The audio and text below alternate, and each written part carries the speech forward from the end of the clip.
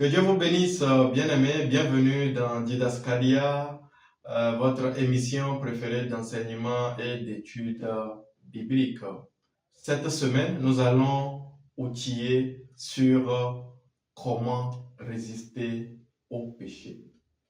La vie pécheresse, bien-aimés, n'oublions pas que le péché est entré dans l'homme après la désobéissance d'Adam et Ève. Dieu a créé l'homme, il l'a fait de corps, âme, esprit, et l'homme ne connaissait pas le mal. Dieu avait dit à Adam dans le jardin de manger de tous les fruits du jardin, mais de ne pas manger du fruit de la connaissance du bien et du mal.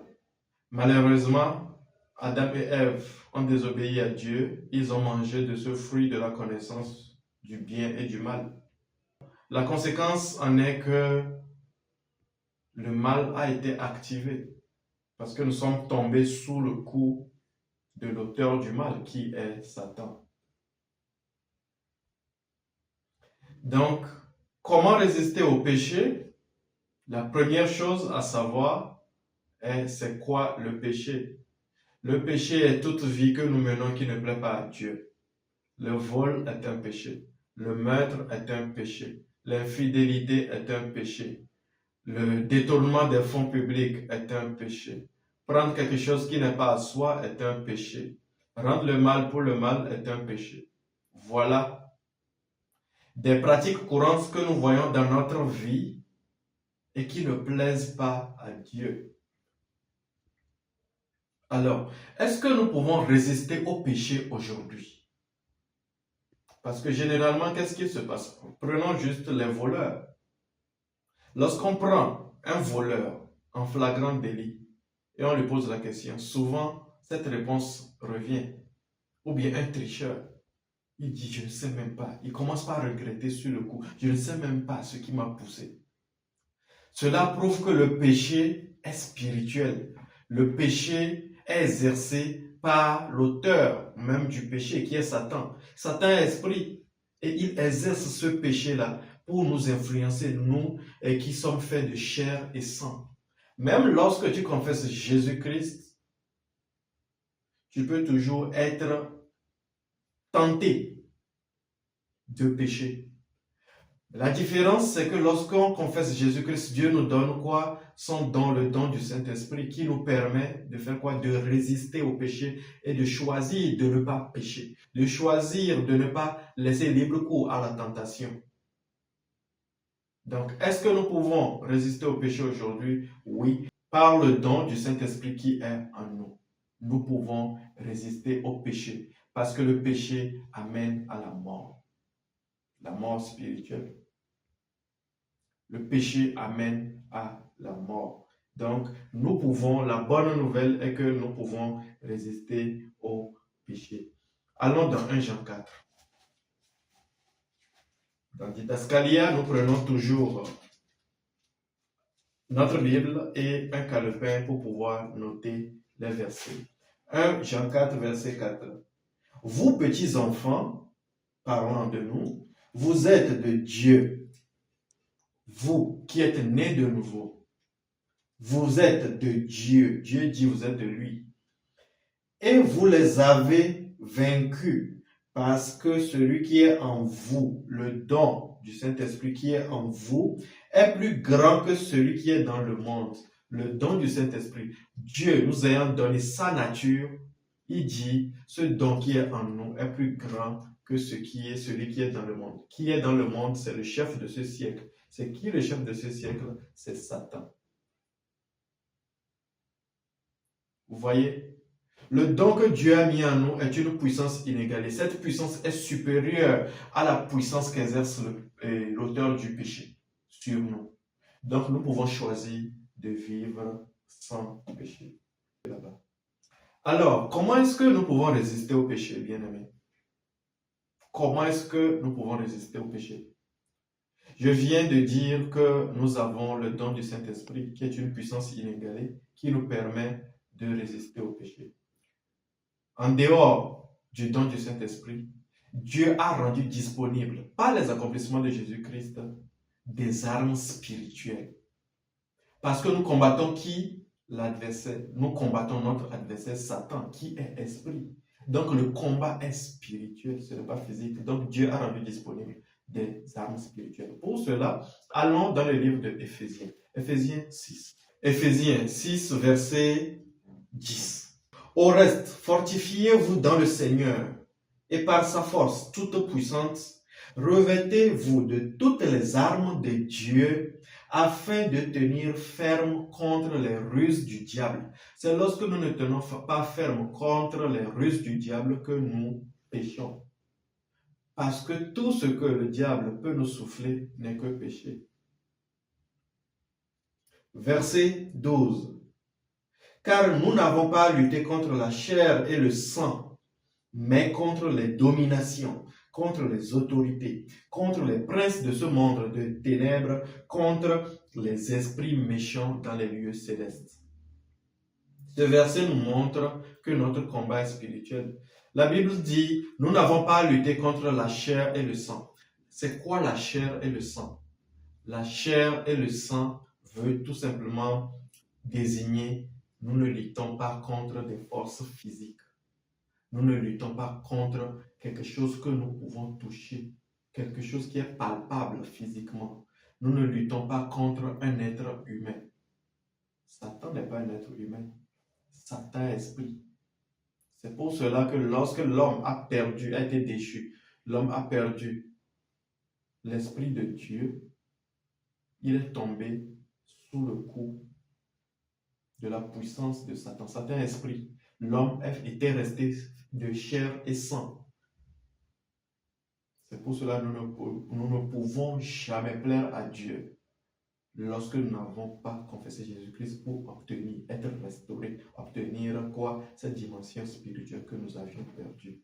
Donc, nous n'avons pas à lutter contre la chair et le sang, mais contre quoi? Contre les dominations, les autorités, les princes de ce monde de ténèbres, contre les esprits méchants dans les lieux célestes. Vous voyez toutes ces choses qu'on vient de citer, ces choses ne sont pas palpables. Les autorités, les dominations et autres qu'on vient de citer, on parle tout simplement du royaume des ténèbres, de Satan et de tous les esprits qui sont sous sa responsabilité. C'est contre eux que nous avons à lutter. Nous n'avons pas à lutter, bien-aimé, tu n'as pas à lutter contre ton frère, ton bien-aimé frère, ton bien-aimé sœur. Lorsque quelqu'un te blesse, au lieu de voir cette personne, regarde plutôt.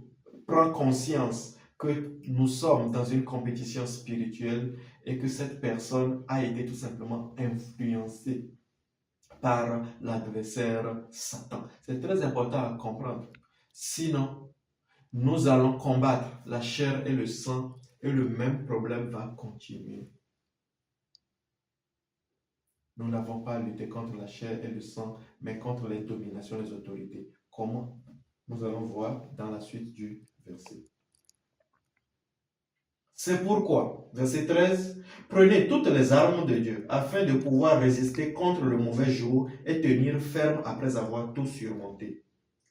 Verset 14, tenez donc ferme, ayez à vos reins la vérité pour ceinture, revêtez la cuirasse de la justice, ayez à vos reins la vérité pour ceinture. C'est quoi la vérité? La vérité est la parole de Dieu. Et ici, l'apôtre Paul utilise une figure de rhétorique pour désigner quoi? Une figure de rhétorique pour nous expliquer ceci. Quand on parle de rein, ayez à vos reins la vérité pour ceinture.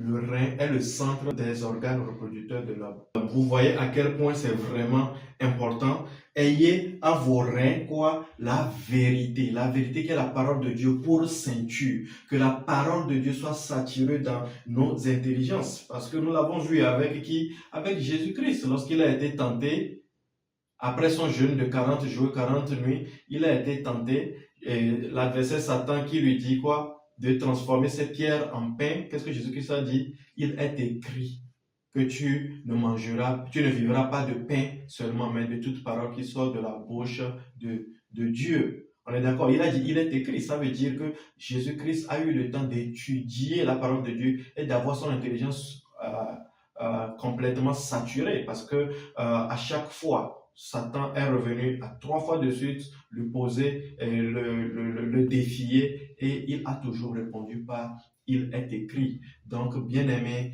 gardons dans nos intelligences fermement quoi? La vérité. Ayons la vérité pour ceinture. Revêtez la cuirasse de la justice.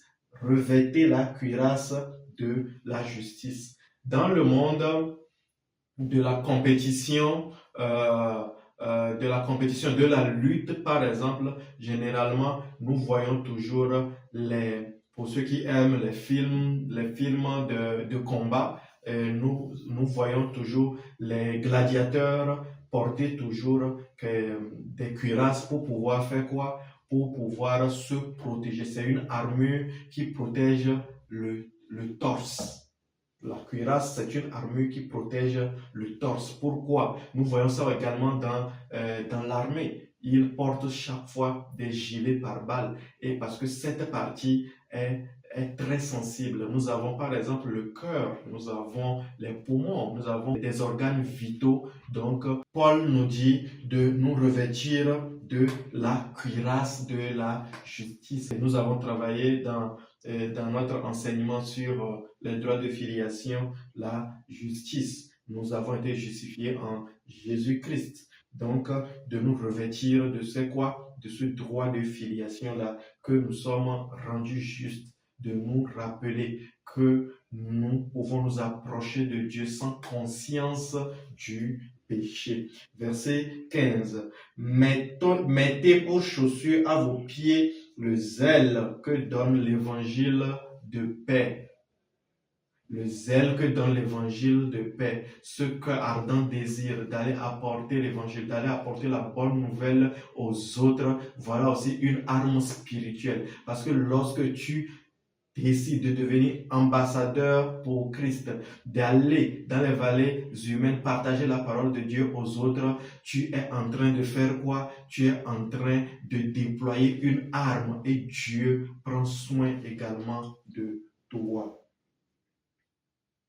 Verset 16, prenez par-dessus tout cela le bouclier de la foi. Le bouclier de la foi. On parle de bouclier. Le bouclier, c'est quoi? C'est encore une armure. C'est un disque rond. Souvent, toujours dans le monde des combats, nous voyons que les gladiateurs mettent toujours ce petit disque-là. Ils le mettent, ils l'accrochent à la main comme ça, de sorte que lorsqu'ils se battent, si un coup tend vers lui, il se protège en se bloquant justement avec ce disque-là. C'est ça le bouclier. Et ce bouclier ici, c'est quoi? Dans le monde spirituel, dans la compétition spirituelle, notre bouclier, c'est quoi? Notre bouclier, c'est la foi. La foi en Dieu, la pleine puissance, cette foi que nous avons eue en confessant Jésus-Christ, en croyant que Jésus-Christ est le Fils de Dieu et en donnant nos vies. Cette même foi nous rend victorieux. Parce que Dieu l'a dit, celui qui croit obtient toujours résultat. Celui qui croit, celui qui ne relâche pas dans sa croyance, celui qui croit aux promesses de Dieu, il voit toujours cela s'accomplir. Nous continuons toujours. Prenez par-dessus tout le bouclier, par-dessus tout cela, le bouclier de la foi avec lequel vous pourrez éteindre tous les traits enflammés du malin. Quel que soit, bien-aimé, quel que soit, même si c'est tout le royaume des ténèbres qui se déclenche sur toi, le fait d'avoir confiance en Dieu, de savoir que Dieu est tout puissant et qu'il est toujours là, qu'il a mis sa nature en moi, que je suis son enfant, je vais toujours gagner, je vais toujours triompher. Jésus-Christ nous a prévenu, vous aurez des tribulations, mais quoi, prenez garde, j'ai vaincu le monde. C'est au passé composé, il n'a pas dit je vais vaincre le monde, il a dit j'ai vaincu le monde. Donc, quels que soient les défis auxquels nous faisons face, nous gardons dans nos têtes que nous avons une nature victorieuse en nous, nous avons un destin victorieux. Christ en nous, c'est l'espérance de la gloire sur le chômage, la gloire sur tous les défis auxquels nous faisons face. Voilà encore une grande arme que nous venons d'apprendre. Verset 17. Prenez aussi le casque du salut. C'est quoi le casque? Le casque, c'est ça. C'est cette couronne-là qu'on met qui entoure la tête. Un peu comme lorsque on couronne un roi, par exemple, on dépose cela. Quelle arme nous avons? Le casque du salut. Bien aimé, c'est très important de se rappeler que je suis un enfant de Dieu, que j'ai été racheté à un grand prix, que j'ai été sauvé, que j'ai la vie éternelle, que j'ai été sauvé, que Satan n'a plus aucun droit légal sur moi.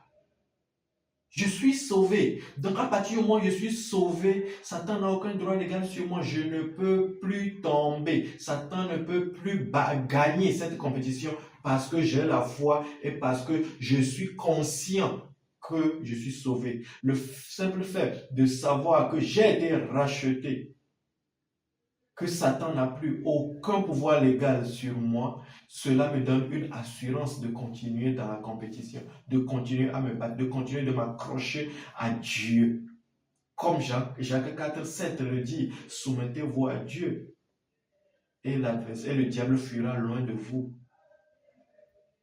Vous voyez ces grandes vérités, nous avons aussi quoi comme arme? Le fait de se rappeler que nous sommes sauvés. Prenez aussi le casque du salut et l'épée de l'esprit qui est la parole de Dieu. Vous voyez, ça c'est l'avant-dernière arme. L'épée de l'esprit qui est la parole de Dieu. Verset 18, faites en tout temps par l'esprit toutes sortes de prières et de supplications. Veillez à cela avec une entière persévérance et priez pour tous les saints. L'autre arme que nous avons, c'est la prière. Vous voyez, avec toutes ces armes, nous pouvons contrecarrer tous les plans de l'adversaire. Je partage avec vous rapidement quelques clés pour résister. 4, nous prenons 5 clés. La première clé, étudier abondamment la parole de Dieu au point de la mettre en pratique. C'est la première clé pour résister au péché. Comme Jésus-Christ l'a fait, je viens de le narrer, il est écrit. Vivre toujours selon il est écrit. Matthieu 6, 33 nous dit que quoi? Cherchez premièrement le royaume et la justice de Dieu. Et toutes ces choses vous seront données par-dessus tout. Par exemple, vous voyez, lorsque nous étudions la parole de Dieu, nous savons que Dieu doit être premier dans tout ce que nous faisons. Lorsque nous étudions la parole, nous allons savoir aussi que Proverbe 3 nous dit que quoi? De ne pas nous appuyer sur notre propre sagesse, mais de confier nos projets à Dieu et ils réussiront. Deuxième clé, nous devons contrôler nos pensées. Pour cela, allons rapidement dans Colossiens 3. Colossiens 3, allons au verset 1 à 5. Si donc vous êtes ressuscités avec Christ, cherchez les choses d'en haut, où Christ est assis à la droite de Dieu. Verset 2, affectionnez-vous aux choses d'en haut, et non à celles qui sont sur la terre, car vous êtes morts, et votre vie est cachée avec Christ en Dieu. Quand Christ, votre vie, paraîtra, donc au retour de Christ, alors vous paraîtrez aussi avec lui dans la gloire. Verset 5, faites donc mourir les membres qui sont sur la terre, l'impudicité, l'impureté, les passions, les mauvais désirs et la cupidité qui est une idolâtrie. C'est à cause de ces choses que la colère de Dieu vient sur les fils de la rébellion. Vous voyez, par exemple, ces choses qui ont été énumérées, ce sont tous les conséquences de l'affection de la chair. Et un enfant de Dieu a les armes pour résister à ces choses-là. Allons dans 1 Timothée 4, verset 12. 1 Timothée 4, verset 12 nous dit que personne ne méprise ta jeunesse, mais sois un modèle pour les fidèles en parole, en conduite, en charité, en foi et en pureté. Ça, c'est dans la lettre de Paul adressée à son fils spirituel Timothée. Il lui dit que personne ne méprise sa jeunesse. Parce que généralement, qu'est-ce qui se passe? Les jeunes disent non, on a tout le temps. On a tout le temps. On va prendre un peu plaisir de la vie. Non, on va prendre plaisir à la mort, malheureusement. Qui donc, lorsqu'il prend conscience que les convoitises de la chair mènent à la mort, que les convoitises de la chair sont comme un poison qu'il ingurgite, qui prendra le poison? Donc, c'est le manque de connaissance de la parole de Dieu qui laisse l'homme à avoir toujours ce cœur désireux de pécher, désireux d'avoir des convoitises, des passions, des infamies qui ne glorifient pas le nom de Papa Céleste. Donc, la deuxième clé, c'est de contrôler nos pensées et les aligner sur les pensées pures et certaines de Dieu. La troisième clé, c'est de communier avec des croyants qui pensent la même chose que moi, qui ont reçu le même enseignement, la même instruction, ce niveau d'instruction élevé là, pour que nous puissions tenir ensemble, pour que lorsque l'un ou l'autre, l'un veut tomber, l'un veut baisser la garde, l'un veut diluer la parole de Dieu, que l'autre le relève. Non, bien-aimé, voilà ce que la parole de Dieu dit, afin que l'autre puisse se relever, se reprendre, renouveler son intelligence et vivre selon la volonté de Dieu. L'environnement agit beaucoup. L'environnement agit beaucoup. Voilà pourquoi Paul l'a dit, ne vous y trompez pas, les mauvaises compagnies corrompent les bonnes mœurs. Donc, bien-aimés, nous devons nous entourer, communier avec des croyants qui ont les mêmes standards selon la parole de Dieu. Comment nous? Voilà encore une grande clé pour résister. Un exemple, allons dans Acte 2. Acte 2, on va voir comment est-ce que les chrétiens du premier siècle vivaient. Acte 2, verset 42. Ils persévéraient dans l'enseignement des apôtres, dans la communion fraternelle, dans la fraction du pain et dans les prières. Ils persévéraient comment? Dans l'enseignement des apôtres, la communion fraternelle, la fraction du pain et dans les prières. Ils étaient ensemble. Persévérer, c'est tenir ensemble, c'est tenir ferme, c'est maintenir malgré les défis. Persévérer demande un effort consciencieux. Un enfant de Dieu ne vit pas seul, ne vit pas sa chrétienté seul. Tu vas tomber facilement et certainement. Mais lorsque tu communies avec des croyants qui ont des standards divins, tu tiens et tu vis, tu mènes une vie sanctifiée, une vie qui plaît à Papa Céleste, et c'est comme ça que tu porteras beaucoup de fruits. Quatrième clé, bien-aimé, parle abondamment en d'autres langues. J'aimerais dire, opère pleinement et constamment les 9 manifestations de l'Esprit, parce que lorsque nous recevons le don du Saint-Esprit, nous pouvons opérer 9 manifestations au travers de ce don que nous avons reçu. Le parler en langue est un de ces 9 manifestations, mais déjà parle beaucoup en d'autres langues. La clé de l'apôtre Paul, c'est de parler en d'autres langues. Beaucoup de théologiens s'accordent à dire qu'après le ministère de Jésus-Christ, le ministère d'un homme de Dieu qui a vraiment retenti, c'est Paul. Pourquoi? Parce que Paul l'a dit dans 1 Corinthiens 14, qu'il rend grâce à Dieu de ce qu'il parle en langue plus que nous tous. Le parler en langue, c'est une puissance. C'est-à-dire le parler en langue qui donne des capacités spirituelles, des dons par excellence que Dieu nous donne, qui sont tout simplement extraordinaires. Donc, le parler en langue est une grosse puissance. Lorsque nous parlons beaucoup en langue, nous brûlons la paille et nous nous éloignons de quoi? De toute envie pécheresse. Ceux qui parlent beaucoup en langue commencent par avoir le goût de dégoût du péché. On ne peut pas être chrétien lorsqu'on était païen. On aimait beaucoup un péché, on est un chrétien et puis on aime toujours encore de la même manière ce même péché. C'est que la parole de Dieu n'est pas encore, ne nous a pas encore transformés profondément.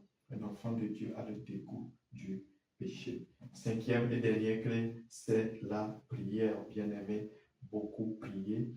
Allons dans 1 Corinthiens 14.